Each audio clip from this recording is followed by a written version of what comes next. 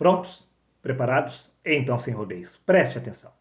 A história de Adão é a história de todos nós, se desdobrando no espaço-tempo através dos séculos. Porque o tempo é agora, um loop infinito, está se repetindo.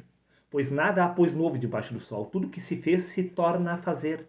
Sim, a história de Adão é a nossa história neste presente século.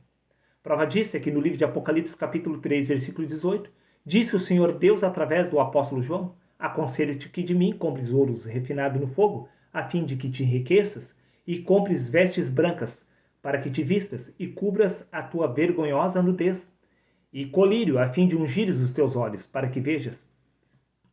Disse o Senhor Deus que, como Adão lá no princípio, nós se encontramos nus e cegos, porque a história de Adão é a nossa história se repetindo através dos séculos. Como eu disse, um loop infinito está acontecendo neste presente momento, meu querido amigo.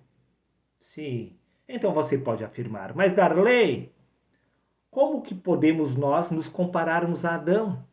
Adão era perfeito no princípio da criação, ele andava com Deus no Éden. Quem te disse isto? Com quem você aprendeu? Por acaso uma pessoa cega é perfeita para você?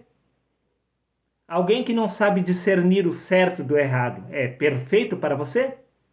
Pois era exatamente assim que Adão se encontrava, cego e nu, incapaz de discernir o certo do errado. Como assim ele era perfeito? Não era, meu querido amigo. Preste atenção. Moisés inverteu a ordem da criação. Sim, para confundir os sábios. Você não ouviu mal.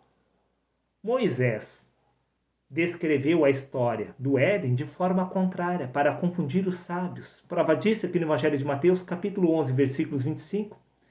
Disse Jesus, naquele tempo respondendo Jesus, disse: graças te dou, ó Pai, Senhor dos céus e da terra, pois ocultaste essas coisas dos sábios e entendidos e as revelastes aos pequeninos. Foi do agrado de Deus confundir os sábios e entendidos.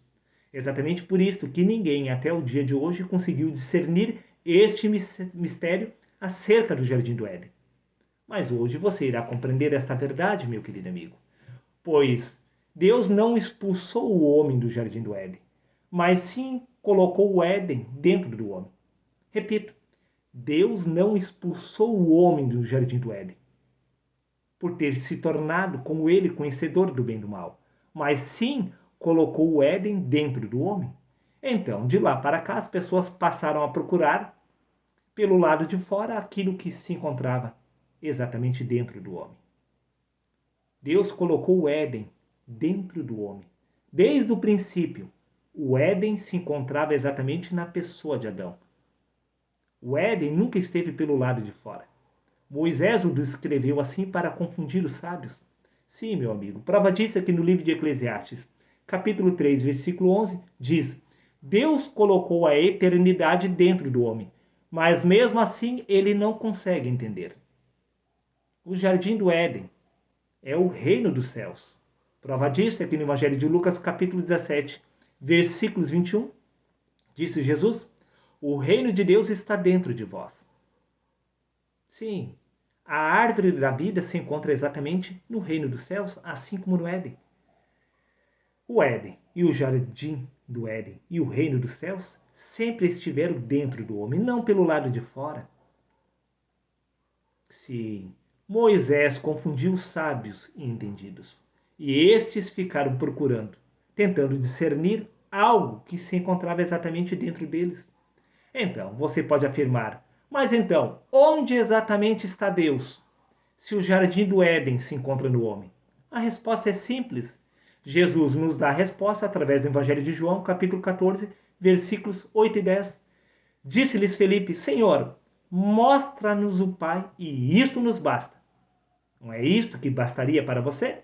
Veja bem, disse-lhe Jesus: estou há tanto tempo convosco e não me tendes reconhecido, Felipe? Quem me vê a mim, vê o Pai. Como dizes, mostra-nos o Pai? Não crês tu que eu estou no Pai e que o Pai está em mim? Espera aí. Esta é a nossa descrição. Deus se encontra no homem e o homem se encontra em Deus. Sim, meu querido amigo. Aí se encontra a sua resposta. Quem vê a carne, vê a Deus, pois a carne é Deus em manifestação. Prova disso aqui no Evangelho de Mateus, capítulo 28, versículos 20. Disse Jesus: Eis que estou convosco todos os dias, até a consumação dos séculos. E no livro de 1 Coríntios, capítulo 3, versículo 16, diz: Não sabeis que sois o templo de Deus e que o Espírito de Deus habita em vós? Sim, não crês tu que eu estou no Pai e que o Pai está em mim? Disse Jesus. Você não crê que Deus está em você e que você está no Pai? Como assim? Mostra-nos o Pai. Se olhe no espelho. Sim, meu querido amigo, você é Deus em manifestação.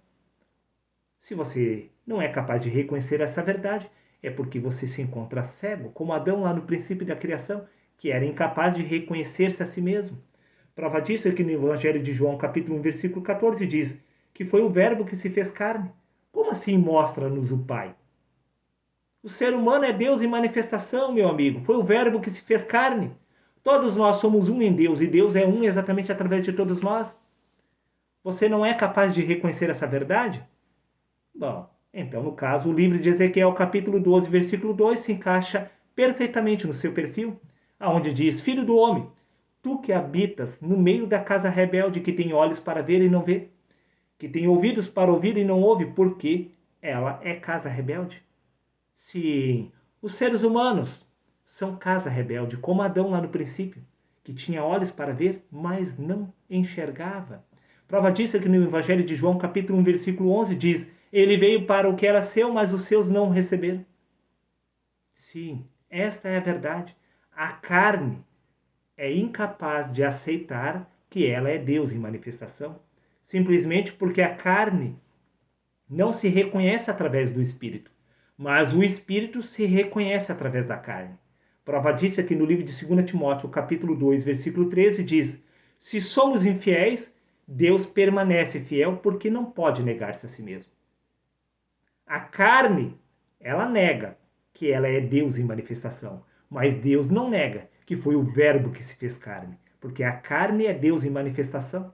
Se você não é capaz de reconhecer essa verdade, é porque você se encontra cego, como Adão lá no princípio, incapaz de discernir os assuntos espirituais através da carne. Desperta, tu que dormes. Tu és o Adão, dormindo na carne. Está dado o recado. Um abraço a todos e até o próximo vídeo, meus amigos.